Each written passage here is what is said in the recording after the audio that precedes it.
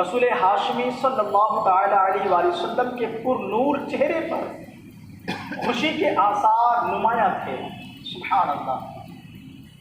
صحابہ کرام علیہ رضوان نے اس کا سبب پوچھا کہ یا رسول اللہ صلی اللہ علیہ وسلم، آپ کا مبارک چہرہ آج خوشی سے مطلب کھل رہا ہے، خوشی کے آثار نمایاں ہیں، سبب کیا ہے؟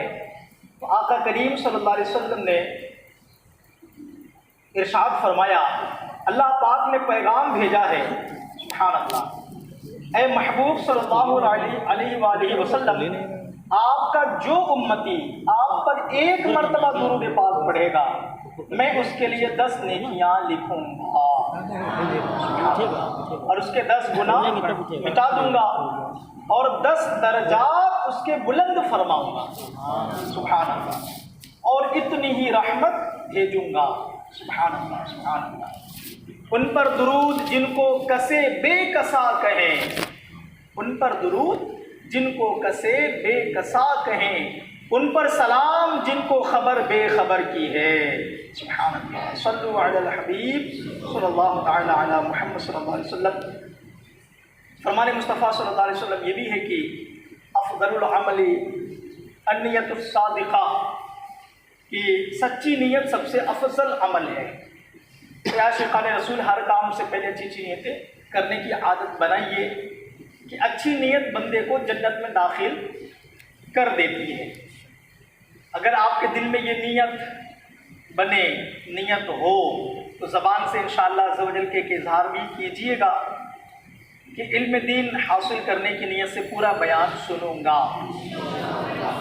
با ادب بیٹھوں گا، دوران بیان سستی سے بچوں گا، اپنی اصلاح کے لیے بیان سنوں گا، اور جو سنوں گا اسے دوسروں تک پہنچانے کی کوشش کروں گا۔ بس اوقات ہم نیت کر رہے ہوتے ہیں پر دل میں نیت نہیں ہوتی ہے، توجہ کہیں اور ہوتی ہے، ہم انشاءاللہ عز و جل کے نعرے لگا رہے ہوتے ہیں، بس ان کاموں کے دل میں نیت نہیں ہوتی ہے، تو یہ جھوٹ ہو جائے گا۔ دل میں نیت ہونا بہت ضروری ہے، دل میں نیت ہو تب زبان سے انشاءاللہ عز و جل کہا جائے۔ اگر کسی کام میں نیت نہ بن رہی ہو تو انشاءاللہ نہ کہے، خاموش رہے اس پر۔ صلو علی الحبیب صلی اللہ تعالی علی محمد صلی اللہ علیہ وسلم۔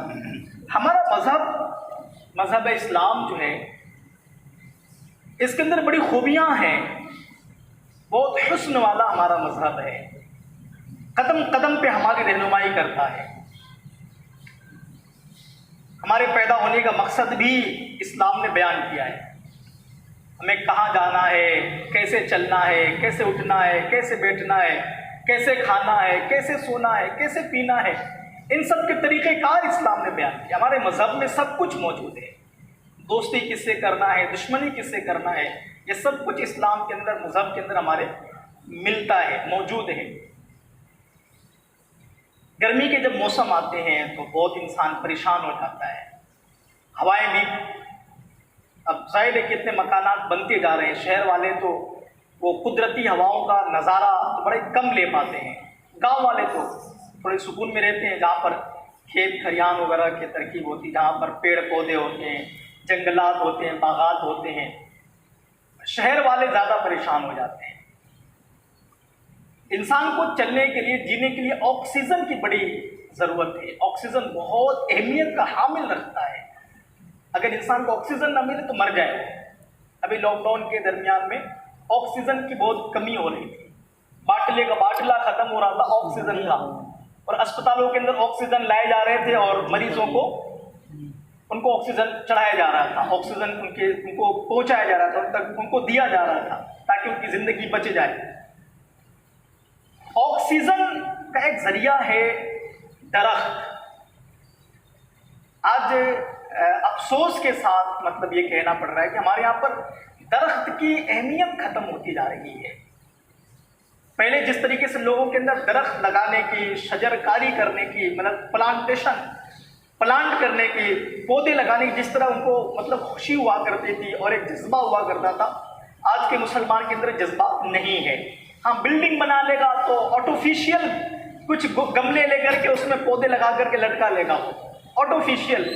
قدرتی اگر وہ بندہ لگائے تو کچھ فائدے بھی ہو، لیکن آرٹیفیشیل کی طرف وہ جاتا ہے بندہ۔ ہمارا مذہب، ہمارا اسلام جو ہے نا، یہ درخت لگانے کے حوالے سے بھی ہماری بہت اچھی رہنمائی کرتا ہے، اور یہ واقعی کیا دنیاوی نظام کا صرف ایک حصہ ہے یا اس کا کچھ اخروی فائدہ بھی ہے، اس کا کوئی ثواب بھی ہے؟ آئیے اس کو سنتے ہیں۔ ہمارا آج کا بیان کا موضوع بھی یہی ہے، ٹاپک ہے آج بیان کا، شجر کاری اور ہماری ذمہ داری۔ شجر کاری، درخت لگانا، اور ہماری ذمہ داری کیا بنتی ہے اس پر، یہ آج انشاءاللہ آپ سننے کی سعادت حاصل کریں گے۔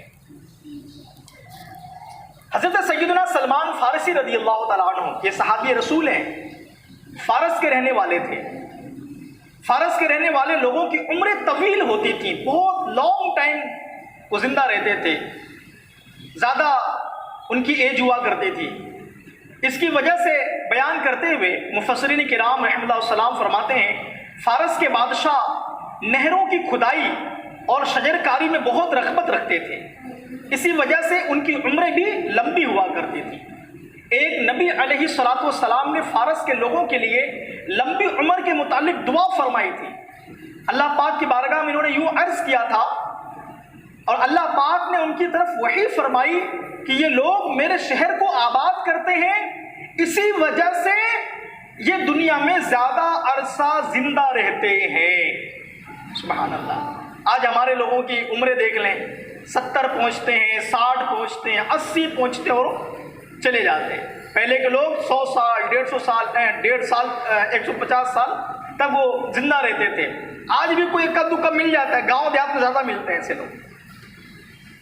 تو یہ عمریں لمبی ہوا کرتی تھی، کیوں؟ کیونکہ وہ شجر کاری، کھیتی باڑی کیا کرتے تھے۔ سبحان اللہ۔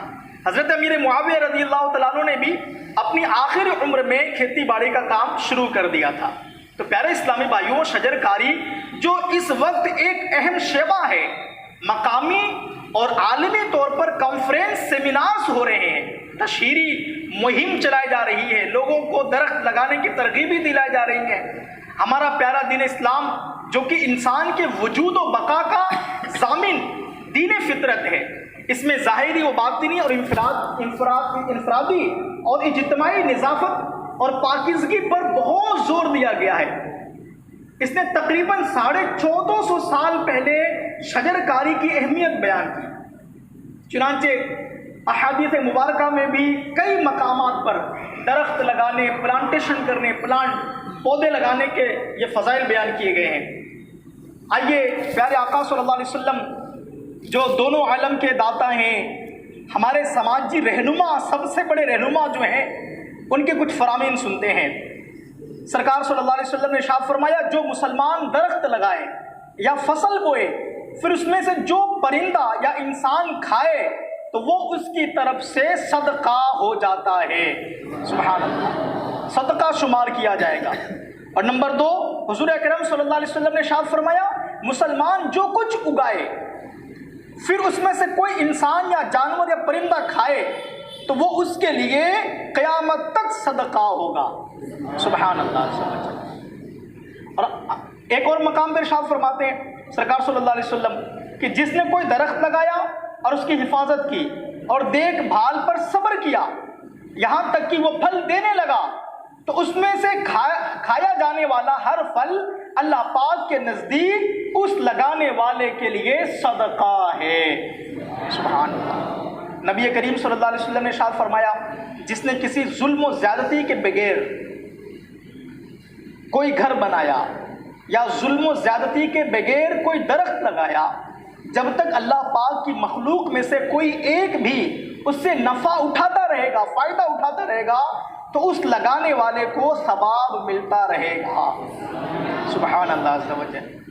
حضرت انس رضی اللہ تعالیٰ عنہ سے مروی ہے، حدیث پاک میں ہے، وہ 7 چیزیں جن کا ثواب انسان کو مرنے کے بعد بھی ملتا رہتا ہے، ان میں سے ایک درخت لگانا بھی ہے۔ سبحان اللہ، سبحان اللہ عز و جل۔ تو ہمیں چاہیے کہ ہم بھی اس کار خیر میں حصہ لیں، اپنے مرحومین کی طرف سے ہم درخت لگائیں۔ صرف پودے لگا کر کے چھوڑ دینا یہ کمال نہیں ہے، بلکہ اس کی دیکھ بھال بھی کرے، بکریوں سے، جانوروں سے اس کو بچائے، جب تک وہ بڑا نہ ہو جائے، جب تک وہ فائدہ دینے والا نہ بن جائے۔ فائدہ دینے والا کب بنے گا؟ جب وہ بڑا ہو جائے گا۔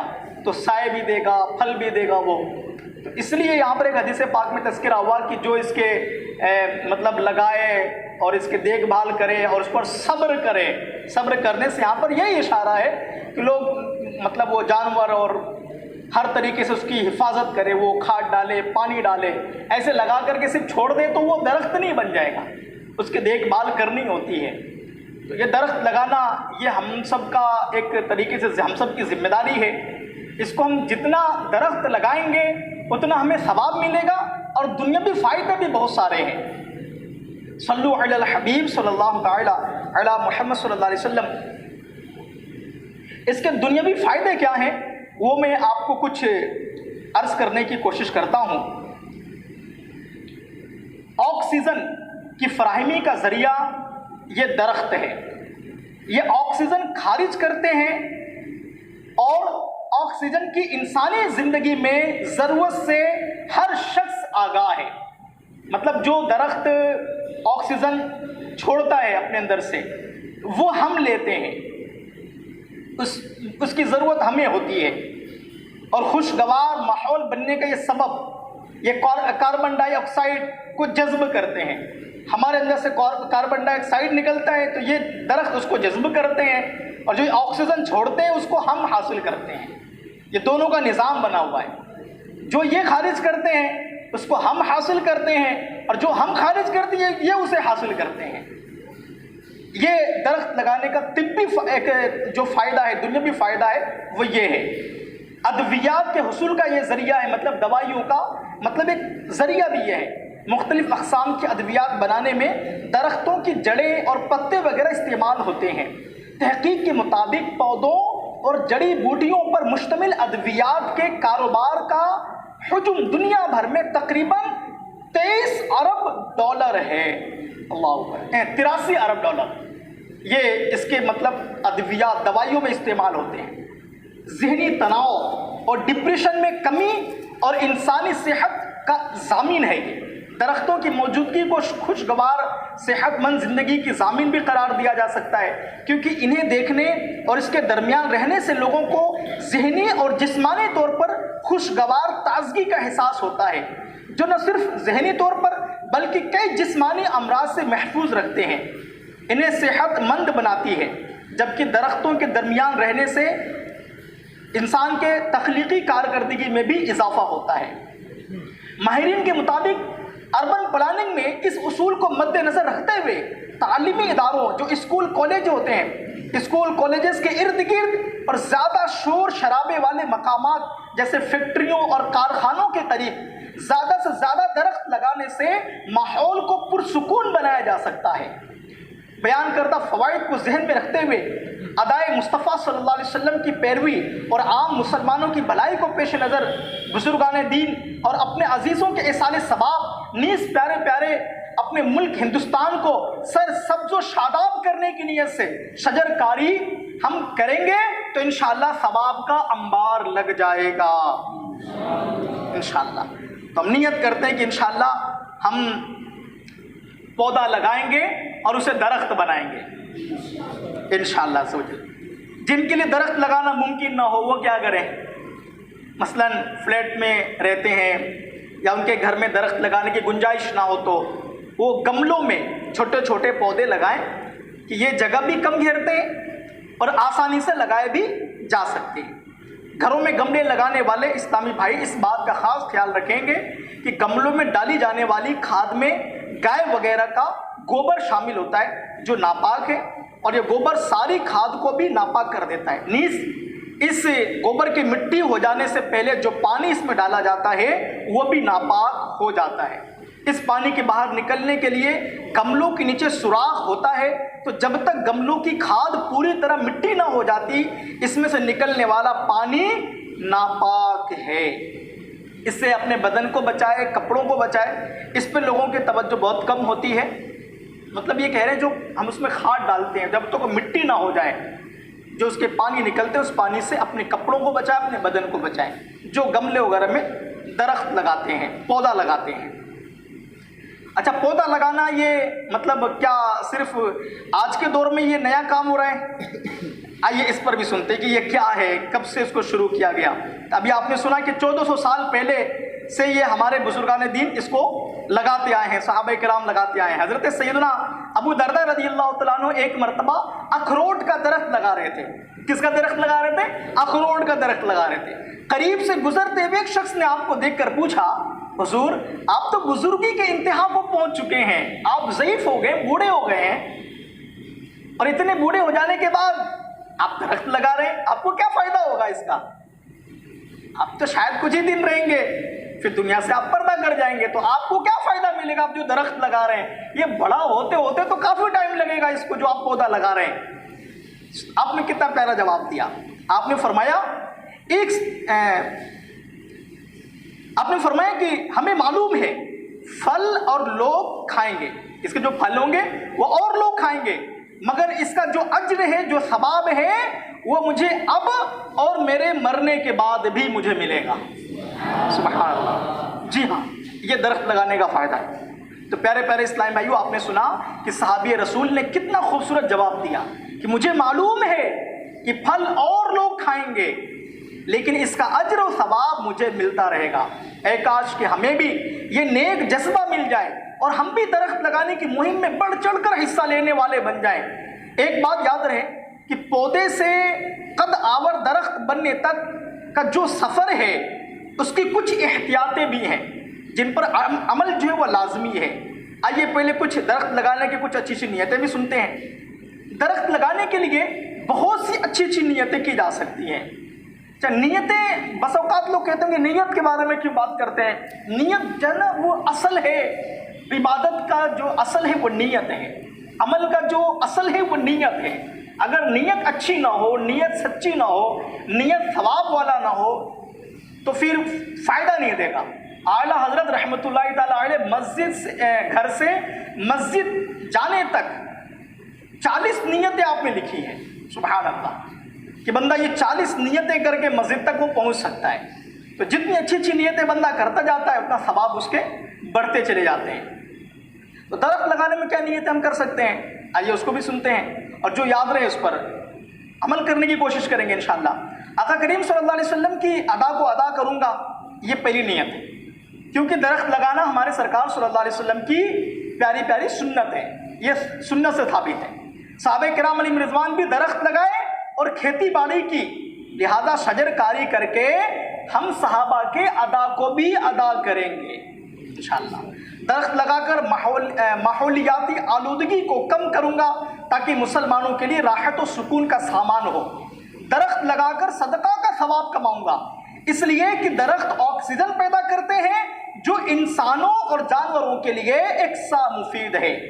اس کے علاوہ بھی حسب حال مزید اچھی نیتیں کی جا سکتی ہیں۔ آئیے اب ہم درخت لگانے کی کچھ احتیاطیں بھی سنتے ہیں۔ پودے لگانے کے بعد ان کی نگہداشت، مطلب ان کی حفاظت کرنا، ان کی نگرانی رکھنا، ان کو وقت پر پانی دینا اور ان کے درخت بن جانے تک خوب احتیاط کرنا ضروری ہے۔ اگر ایسا نہ کیا گیا تو یہ پودے چند ہی دنوں میں مرجھا کر ختم ہو جائیں گے۔ تو اس کی جس طریقے سے بندہ اپنے بچے کی پرورش کرتا ہے نا، ایسے درخت کی بھی حفاظت کرنی ہوگی، بہت دیکھ بھال کرنے کی ضرورت ہے۔ اگر صرف یوں جذبے میں آ کے لگا لیا اور اس کی دیکھ بھال نہیں کیا تو پھر فائدہ نہیں ہے، وہ مرجھا جائے گا، ختم ہو جائے گا۔ اس کے سائنسی کیا فوائد ہیں؟ آئیے اس کو سنتے ہیں۔ سائنسی تحقیق کے مطابق بھی درخت لگانے کے بڑے فوائد ہیں۔ درخت اور پودے کاربن ڈائی آکسائڈ لیتے ہیں اور آکسیجن فراہم کرتے ہیں۔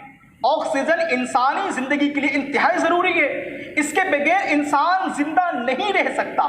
اللہ پاک نے درختوں اور پودوں کو انسان کی خدمت کے لیے لگایا ہوا ہے۔ یہ گندی ہوا لے کر اپنی پاکیزہ ہوا ہمیں دیتے ہیں۔ سبحان اللہ۔ درجہ حرارت کو بڑھنے نہیں دیتے۔ یہ آج جو اتنی گرمی ہے نا، لوگ کہتے ہیں نا کہ یار آج ہمیں پنکھے میں بھی سکون نہیں مل رہا ہے۔ پہلے کے لوگ کیسے رہا کرتے تھے؟ تو پہلے کے لوگ کو اتنی گرمی بھی نہیں لگا کرتے تھے، کیونکہ اس وقت کے گھر ایسے نہیں ہوا کرتے تھے۔ وہ چھپروں کے گھر ہوا کرتے تھے، مٹی کے گھر ہوا کرتے تھے، وہ ٹھنڈا گھر ہوتا ہے، اس میں پنکھا لگانے کی ضرورت ہی نہیں ہے۔ اور ان کے ارد گرد درخت ہوا کرتے تھے، باغات ہوا کرتے تھے، تو ٹھنڈا ماحول ہوتا ہے۔ آج بھی ہم اگر کسی گاؤں میں پہنچ جائیں تو شاید ہی 2-4 پنکھے میں سب کو مطلب کفایت کر جائے گا. یہ ہم شہر میں بیٹھے ہیں، جو بڑی بڑی بلڈنگیں ہیں، فیکٹریاں چل رہی ہیں، تو اس کے وجہ سے یہ ماحول جو اتنا گرم ہو گیا، درجہ حرارت یہ جو ہے نا بڑھتا جا رہا ہے. درخت اور پودے فضائی آلودگی میں کمی کرتے ہیں. درخت اور پودوں کی کثرت سے ماحول ٹھنڈا اور خوشگوار رہتا ہے. اس سے بجلی کی بھی بچت ہوتی ہے، کیونکہ جو آلات گرمی دور کرنے کے لیے استعمال ہوتے ہیں ان کی ضرورت میں کمی بھی آ جاتی ہے. ابھی بارش ہوئی، کچھ دن تک کنٹینیو بارش ہوئی، تو ہم نے کولر نہیں استعمال کیا، کولر ہم نہیں چلائے، تو بجلی اتنا ہمارا بچا. اب پھر یہ تھوڑا آج گرمی کا احساس ہو رہا ہے، اب پھر کولر چلائے جائیں گے تو پھر بجلی کے بل بھی ہمارے زیادہ ہوں گے. یہ سارے معاملات ہیں. صلو علی الحبیب صلی اللہ تعالی علی محمد صلی اللہ علیہ وآلہ وسلم. توبوا الی اللہ، استغفر اللہ استغفر اللہ. صلو علی الحبیب صلی اللہ تعالی علی محمد صلی اللہ علیہ وسلم. الحمدللہ دنیا بھر میں دعوت اسلامی جو ہے شجر کاری کر رہی ہے. ہمارا ایک ڈپارٹ ہے دعوت اسلامی انڈیا میں، ایک ہمارا ڈپارٹ ہے GNRF، غریب نواز ریلیف فاؤنڈیشن. اس ڈپارٹ اس شعبے کے تحت بھی پودے لگائے جانے کا مہم جاری ہے. ہمارے یہاں تو 1 جولائی سے 10 جولائی تک یہ 10 دن کا پورا ایک دم باقاعدہ مہم چل رہا ہے. پلانٹیشن ڈرائیو، یہ شجر کاری کا مہم جاری ہو ساری ہے. الگ الگ ڈپارٹمنٹس، الگ الگ شعبہ جات والے یہ اپنے اپنے شعبے کے ذریعے، اپنے اپنے اسلامی بھائیوں کے ذریعے درخت لگانے میں مصروف عمل ہیں، مطلب پودا لگانے میں مصروف عمل ہیں وہ. اور یہ اس سے جو ہے نا وہ دنیاوی اعتبار سے جو لوگ ہوتے ہیں اور جو ادھیکاری ہیں یا جو بھی گورنمنٹ کے لوگ ہیں، اس سے وہ بھی خوش ہوتے ہیں کہ یار ماشاءاللہ یہ اچھا کام کر رہے ہیں یہ لوگ. اس کو سماجی کام کہتے ہیں، اس کو سماجی کام کہتے ہیں، اور یہ کام کرنا چاہیے ہمیں. صلو علی الحبیب صلی اللہ تعالی علی محمد صلی اللہ علیہ وسلم. اچھا، دعوت اسلامی نے ٹارگیٹ بھی دیا ہے، ہدف بھی دیا ہے ہمیں. وہ ہدف یہ دیا ہے کہ ہر اسلامی بھائی کوشش کرے کہ ہم 12 پودے لگائیں. کتنے پودے لگانے؟ 12 پودے. تو کوشش کریں کہ ہم اپنے طرف سے 12 پودے لگا لیں. جہاں ضرورت ہو وہاں پہ اپنے مرحومین کے نام سے اصحال ثواب کی نیت سے وہاں پہ 12 پودا لگانے کا ہم کچھ رقم دے دیں یا پودے خرید کے ان کو دے دیں. تو اس طریقے سے انشاءاللہ ہمیں بھی ثواب ملے گا اور ہمارے مرحومین کو بھی اصحال ثواب پہنچ جائے گا. سبحان اللہ. اس دور کے 15ویں صدی کے عظیم علمی اور روحانی شخصیت شیخ طریقت قبلہ امیر اہل سنت بانی دعوت اسلامی حضرت علامہ مولانا ابو بلال محمد الیاس طارق قادری رضوی دامت برکاتہ العالیہ نے بھی شجر کاری کرنے والوں کے لیے دعا فرمائی ہے. سبحان اللہ. کیا دعا فرماتے ہیں آپ؟ یا اللہ پاک پیارے محبوب صلی اللہ علیہ وسلم کا واسطہ، سلمان فارسی رضی اللہ تعالیٰ عنہ کے اس باغ کا واسطہ، اس مبارک باغ کا واسطہ جس میں میرے آقا صلی اللہ علیہ وسلم نے درخت لگائے، جو کوئی کم از کم 12 پودے لگائے یا کسی کو لگانے کے لیے تیار کر لے، اس کو اس وقت تک موت نہ دے جب تک خواب میں تیرے محبوب صلی اللہ علیہ وسلم کا دیدار نہ کر لے. سبحان اللہ سبحان اللہ سبحان اللہ. تو اس دعا کو ہم پانے کے لیے ہم بھی حصہ اپنا درخت لگانے میں ملائیں. مزید معلومات کے لیے، مزید جانکاری حاصل کرنے کے لیے آپ دعوت اسلامی کے مکتبۃ المدینہ سے درخت لگائیے ثواب کمائیے کے نام سے کتاب بھی ہماری شائع ہو چکی ہے. اس کتاب کو آپ پڑھیں گے تو انشاءاللہ مزید آپ کو معلومات حاصل ہوں گی. اگر آپ کو کتاب کی شکل میں کتاب نہ مل سکے PDF کو ہارڈ کاپی میں، تو آپ موبائل میں ڈاؤن لوڈ بھی کر سکتے ہیں. تو ہاں کچھ نعرے بھی دیے میرے سنت نے. کیا نعرے دیے ہیں؟ ہم شجر کاری بڑھاتے جائیں گے اور ثواب آخرت کو پائیں گے. سبز پودے 4 سو لگوائیں گے، خوب اپنے ملک کو چمکائیں گے. صلو علی الحبیب صلی اللہ تعالی علی محمد صلی اللہ علیہ وآلہ وسلم. پیارے میٹھے اسلامی بھائیوں، فیضان اولیاء پانے، فکر آخرت، خوف خدا اور عشق مصطفیٰ صلی اللہ علیہ وآلہ وسلم سے جھولی بھرنے، گناہوں سے بچنے، نیک نمازی بننے کے لیے عاشقان رسول کی دینی تحریک دعوت اسلامی کے دینی ماحول سے وابستہ ہو جائیے. 12 دینی کاموں میں بھی خوب بڑھ چڑھ کر حصہ لیجیے. انشاءاللہ الکریم دنیا و آخرت کے بے شمار بھلائیاں نصیب ہوں گی 12 دینی کاموں میں سے. آئیے آج آپ کو ایک دینی کام جس کو ہم مدنی قافلے کے نام سے یاد کرتے ہیں، اس کے مدنی بہار بھی سننے کی سعادت حاصل کرتے ہیں. صلو علی الحبیب صلی اللہ تعالی علی محمد صلی اللہ علیہ وسلم۔ ایک اسلامی بھائی کے بیان کا خلاصہ ہے، الحمدللہ عز وجل مجھے عمرہ شریف کرنے کا شرف ملا۔ وہاں ایک قاری صاحب سے ملاقات ہوئی، انہوں نے بتایا میں نے دعوت اسلامی کی عاشقان رسول کے ساتھ 3 دن کے مدنی قافلے میں سفر کی سعادت حاصل کی، اور وہاں خوب رو رو کر مدینہ منورہ کی حاضری کے لیے دعا مانگی۔ الحمدللہ عز وجل مدنی قافلے میں مانگی ہوئی دعا قبول ہوئی، اور میرے مدینہ شریف کی حاضری کے اسباب ایسی جگہ سے بن گئے جہاں سے مجھے کوئی گمان ہی نہیں تھا۔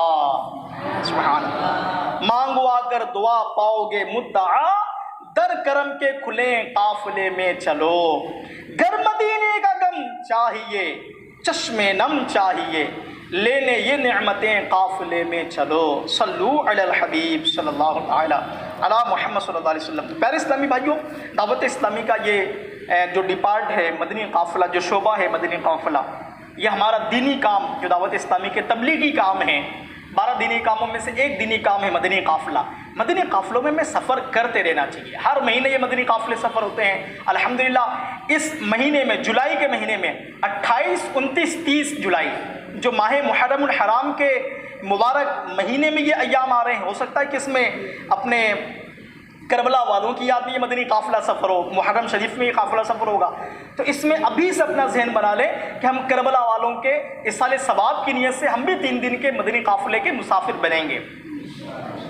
مدنی قافلے میں جگہ سے ایک جگہ سے دوسرے جگہ جاتے ہیں، مسجدوں میں جا کر وہاں رہنا ہوتا ہے، وہاں پر علم دین حاصل کرنے کا ایک بہترین موقع ملتا ہے، وہاں پہ کچھ سیکھنے سکھانے کا ایک شیڈول چلتا ہے باقاعدہ، سنتیں سیکھتے ہیں، دعائیں سیکھتے ہیں، نماز وغیرہ کے مسائل سیکھتے ہیں، پھر وہاں پہ تہجد کی نماز پڑھنے کی سعادت ملتی ہے، اشراق و چاشت کے نوافل، اوابل اور توبہ کے نوافل ادا کرنے کی سعادت ملتی ہے، اور وہاں کے جو لوگ رہنے والے مقامی ان کو نیکی کی دعوت پیش کی جاتی ہے۔ تو یہ سب ذمہ داری ہم لوگوں کی ہے کہ ہم ایک دوسرے کو نیکی کی دعوت دیں اور خود برائی سے بچیں، دوسروں کو برائی سے بچانے کی کوشش کریں۔ تو یہ مدنی قافلہ یہ بھی نیا کام نہیں ہے، یہ بھی بزرگان دین کے زمانے سے، صحابہ کرام کے زمانے سے۔ صحابہ کرام اگر قافلے میں سفر نہ کیے ہوتے، اپنے گھر بار کو چھوڑ کر کے راہ خدا میں سفر نہ کیے ہوتے، تبلیغ کے لیے نہ نکلے ہوتے، تو آج ہم یہاں پر مسلمان شاید نہ ہو پاتے۔ یہ ان کی قربانیاں ہیں، مدینے کو چھوڑا ہے۔ مدینہ پاک میں بتاتے ہیں حجۃ الوداع کے موقع پر 1,24,000 کے قریب صحابہ کرام وہاں پہ موجود تھے مدینہ منورہ میں، اور آج مدینہ منورہ بقیع پاک کے اندر 10,000 صحابہ کرام علیہم رضوان آرام فرمائے، صرف 10,000 کہاں، 1,24,000 کے قریب کم و بیش انبیاء صحابہ کرام، اور آج صرف 10,000 وہاں پہ آرام فرمائے بقیع پاک میں۔ تو یہ اور ہزاروں کی تعداد گئی کہاں؟ تو دیکھا جائے تو انڈیا کے اندر بھی صحابہ کرام تشریف لائے ہیں، ان کی مزاراتیں ملتی ہیں۔ دیگر ممالک میں گئے، شام میں گئے، سیریا میں گئے، ترکی میں گئے، بہت الگ الگ کنٹریز میں گئے۔ یہ چائنا میں بھی ایک صحابی رسول کی مزار ہے الحمدللہ۔ تو یہ دین اسلام کی اشاعت کے لیے، تبلیغ کے لیے نکلیں گے۔ آقا کریم صلی اللہ علیہ وسلم نے فرما دیا راہ خدا میں سفر کر جاؤ، دین کے لیے سفر کرو۔ تو یہاں تک راوی کہتے ہیں کہ جن کے اونٹنیوں کے مہار جدھر تھے، انہوں نے اونٹنیوں کو موڑنا بھی گوارا نہ کیا، جدھر اونٹنیوں کو رخ تھے ادھر ہی نکل گئے، اپنے گھر بار کو چھوڑ دیا۔ یہ نہیں پوچھا کہ آقا میں جہاں جا رہا ہوں دین کی خدمت کے لیے، جہاں پہ آپ مجھے بھیج رہے ہیں وہاں پہ کون استقبال کرے گا ہمارا، ہمیں کون ریسیو کرے گا، ہمیں کون کھانا کھلائے گا، کون پانی پلائے گا، کہاں ہم رہیں گے، کہاں ہم جا رہے ہیں، کچھ نہیں۔ آقا کا حکم ہوا نکل پڑے۔ کاش ان کا صدقہ ہمیں بھی نصیب ہو جائے، ہمیں بھی اصلاح امت کا درد نصیب ہو جائے، اللہ پاک کرم فرمائے۔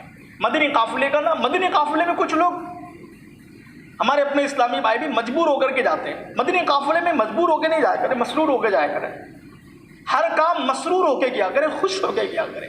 یہ نماز بھی نا خوشی خوشی پڑھا کریں، مسرور ہو کے، انجوائے، مزہ ملے۔ ایسا نہیں کہ فارمیلٹیز کے طور پہ بس ہم پر تھوپ دیا گیا ہے، ہم پر یار ہے بس اب پڑھنا ہی ہے، تو مرے دل سے کوئی بھی کام نہیں کرے، اچھا نہیں لگتا کوئی بھی کام۔ کھانا بھی مرے دل سے کھاؤ نا تو سمجھ بھی نہیں آتا۔ چائے انسان پیتا ہے، اس کے اگر مزہ ختم ہو جائے تو چائے نہیں پی پائے گا، مزے لے کے چائے پی رہا ہوتا ہے۔ تو کوئی بھی کام کرے تو مسرور ہو کے کرے، مجبور ہو کے نہ کرے۔ صلو علی الحبیب صلی اللہ تعالی علی محمد صلی اللہ علیہ وآلہ وسلم۔ دعوت اسلامی کا ایک ڈپارٹ ہے IT ڈپارٹ، یہ بہت سارے موبائل اپلیکیشن اس نے جاری کیے ہیں اور الحمدللہ بہت پیارا اپلیکیشن جاری ہوا ہے، اینڈرائڈ موبائل میں بھی ہے اور شاید آئی فون وغیرہ میں بھی شاید آ چکا ہوگا یہ، لیکن اینڈرائڈ موبائل کا تو کنفرم ہے۔ نیکیاں کمانے اور گناہوں سے بچنے کے لیے دعوت اسلامی نے یہ اپلیکیشن جاری کیا جس کا نام نیکی ٹائم ہے۔ کیا نام ہے؟ نیکی ٹائم۔ اس اپلیکیشن میں دعوت اسلامی انڈیا کی سوشل میڈیا اپڈیٹ کے اعلانات، مدنی پھول وغیرہ دی جاتی ہیں۔ اس میں نیک اعمال جو رسالہ ہم پر کرتے ہیں، نیک اعمال جس کو پہلے مدنی انعامات کہا جاتا تھا، وہ آسانی کے ساتھ فل کرنے اور سبمٹ کر کے اپنے ذمہ دار تک بھیجنے کا آپشن بھی موجود ہے۔ مزید اس اپلیکیشن میں ہفتہ واری رسالے بھی آڈیو اور PDF کی صورت میں اپلوڈ کیے جاتے ہیں، جس کے ذریعے آپ سن بھی سکتے ہیں اور پڑھ بھی سکتے ہیں، اور بھی بہت کچھ اس کے اندر موجود ہے۔ آئیے پیارے اسلامی بھائیوں، بیان کو اختتام کی طرف لاتے ہوئے ایک سنت آپ کی بارگاہ میں کچھ اس کے سنت بیان کرتے ہیں۔ پہلے سنت کی اہمیت کو جاننے کے لیے یہ حدیث پاک سن لیجئے۔ میرا آقا صلی اللہ علیہ وسلم ارشاد فرماتے ہیں، جس نے میری سنت سے محبت کی اس نے مجھ سے محبت کی، اور جس نے مجھ سے محبت کی وہ جنت میں میرے ساتھ ہوگا۔ سبحان اللہ، سبحان اللہ۔ سینہ تیری سنت کا مدینہ بنے آقا، جنت میں پڑوسی مجھے تم اپنا بنانا۔ صلو علی الحبیب صلی اللہ تعالی علی محمد صلی اللہ علیہ وسلم۔ فرمانے آخری نبی صلی اللہ علیہ وآلہ وسلم، تمام سرموں میں بہتر سرما اس مد ہے کہ یہ نگاہ کو روشن کرتا ہے اور پلکیں اگاتا ہے۔ سرما لگانا چاہیے۔ آج کل یہ سنت پہ بہت کم لوگ عمل کر پاتے ہیں۔ کچھ سرما لگنے والی بھی ہوتی، کچھ نہیں لگنے والی بھی ہوتی۔ تو آپ جو کتاب کے دینی جو کتابوں کی دکانیں ہوتی، ٹوپی اور عطر تسبیحات جہاں پہ ملتے ہیں، وہاں پر یہ سرما آپ کو آسانی کے ساتھ مل سکتا ہے، تو وہاں سے سرما حاصل کیجیے۔ اگر اتنا سرما مل جائے تو سبحان اللہ۔ پتھر کا سرما استعمال کرنے میں کوئی حرج نہیں ہے، اور سیاہ سرما یا کاجل خوبصورتی کی نیت سے مرد کو لگانا مکروہ ہے، اور خوبصورتی یا دکھاوا مقصود نہ ہو تو کراہت نہیں ہے۔ سرما رات کو سوتے وقت استعمال کرنا سنت ہے۔ صلو علی الحبیب صلی اللہ تعالی علی محمد صلی اللہ علیہ وسلم۔ اچھا، ایک میں آپ کو بہت ہی پیارے ہمارے خلیفہ ہیں، خلیفۃ المسلمین، خلیفہ سوئم، امیر المؤمنین حضرت سیدنا عثمان غنی رضی اللہ تعالیٰ عنہ، ان کا آج یوم عرس ہے، 18 ذوالحجۃ الحرام، یہ عرس مبارک آپ کا ہوتا ہے۔ آپ نے اپنی مبارک زندگی میں 2 مرتبہ جنت خریدی ہے، سبحان اللہ۔ ایک مرتبہ بیری روما یہودی سے خرید کر مسلمانوں کے لیے پانی پینے کے لیے وقف کر کے، اور دوسری بار جیش عسرت کے موقع پر، چنانچہ سنن ترمذی میں ہے، سیدنا عبد الرحمن بن خباب رضی اللہ عنہ سے مروی ہے، میں بارگاہ نبوی میں حاضر تھا، حضور اکرم صلی اللہ علیہ وسلم صحابہ کرام کو جیش عسرت یعنی غزوہ تبوک کی تیاری کے لیے ترغیب ارشاد فرما رہے تھے، تو عثمان غنی رضی اللہ عنہ نے اٹھ کر عرض کی، یا رسول اللہ صلی اللہ علیہ وسلم، پالان اور دیگر متعلقہ سامان سمیت 100 اونٹ میرے ذمے پر ہے۔ سبحان اللہ۔ سرکار صلی اللہ علیہ وسلم نے پھر صحابہ کرام کو ترغیباً ارشاد فرمایا، تو پھر آپ اٹھے اور آپ نے دوبارہ کھڑے ہو کر عرض کی، یا رسول اللہ، میں تمام سامان سمیت 200 اونٹ حاضر کرنے کی ذمہ داری لیتا ہوں۔ سبحان اللہ۔ سرکار صلی اللہ علیہ وسلم نے پھر ترغیب دلائی، تو پھر عثمان غنی رضی اللہ عنہ کھڑے ہوئے اور عرض کی، میں سامان کے ساتھ 300 اونٹ اپنے ذمے قبول کرتا ہوں۔ راوی فرماتے، میں نے دیکھا حضور اکرم صلی اللہ علیہ وسلم نے یہ سن کر ممبر منور سے نیچے تشریف لائے اور 2 مرتبہ فرمایا، آج سے عثمان جو کچھ کرے اس سے مواخذہ نہیں ہے۔ سبحان اللہ۔ تو آپ وہ پیارے صحابی رسول ہیں، تو آپ کا یوم عرس ہے، آپ کو شہید کیا گیا تھا، کئی دن تک آپ ایک مکان میں قید رہے، قرآن کریم کی تلاوت فرماتے رہے آپ، اور آپ کو ظالموں نے شہادت کا جام نوش کرنے پر آپ کو مطلب یوں وہ کیا اور آپ وہاں پہ شہید ہوئے۔ تو عثمان غنی رضی اللہ تعالیٰ عنہ کے یوم عرس کے موقع پہ ہو سکے تو آج کی شب یا کل ضرور اپنے گھر میں جس سے بن پڑے وہ فاتحہ بھی دلائیں۔ آئیے دعوت اسلامی کے ہفتہ وار سنت و بھرے اجتماع میں پڑھے جانے والے درود شریف اور 2 دعائیں پڑھ لیتے ہیں۔ بزرگوں نے فرمایا جو شخص ہر شب جمعہ اور جمعرات کے درمیانی رات یہ درود شریف پابندی سے کم از کم 1 مرتبہ پڑھے، موت کے وقت سرکار صلی اللہ علیہ وسلم کی زیارت کرے گا اور قبر میں داخل ہوتے وقت یہاں دیکھے گا کہ آقا کریم صلی اللہ علیہ وسلم اسے اپنے رحمت بھرے ہاتھوں سے قبر میں اتار رہے ہیں۔ سبحان اللہ۔ اللہم صلی وسلم وبارک علی سیدنا محمد النبی الامی الحبیب العالی القدری العظیم الجاہ وعلی آلہ وصحبہ وسلم۔ حضرت انس رضی اللہ تعالیٰ عنہ سے روایت ہے، تاجدار مدینہ صلی اللہ علیہ وسلم نے ارشاد فرمایا جو شخص یہ درود پاک پڑھے اگر کھڑا تھا تو بیٹھنے سے پہلے اور اگر بیٹھا تھا تو کھڑے ہونے سے پہلے اس کے گناہ معاف کر دیے جائیں گے۔ اللہم صلی علی سیدنا و مولانا محمد وعلی آلہ وسلم۔ ایک دن ایک شخص آیا تو حضور انور صلی اللہ علیہ وسلم نے اسے اور اپنے صدیق اکبر رضی اللہ عنہ کے درمیان میں بٹھا لیا۔ اس سے صحابہ کرام علیہم رضوان کو بڑا تعجب ہوا، حیرت ہوئی کہ یہ کون مرتبے والا شخص ہے۔ جب وہ چلا گیا تو سرکار صلی اللہ علیہ وسلم نے ارشاد فرمایا یہ جب مجھ پر درود پاک پڑھتا ہے تو یوں پڑھتا ہے، ہم بھی پڑھ لیتے ہیں، اللہم صلی علی محمد کما تحب وترضى لہ۔ گویا شب قدر حاصل کر لی۔ سبحان اللہ۔ جو یہ درود پاک 3 مرتبہ پڑھے گویا اس نے شب قدر حاصل کر لی۔ لا الہ الا اللہ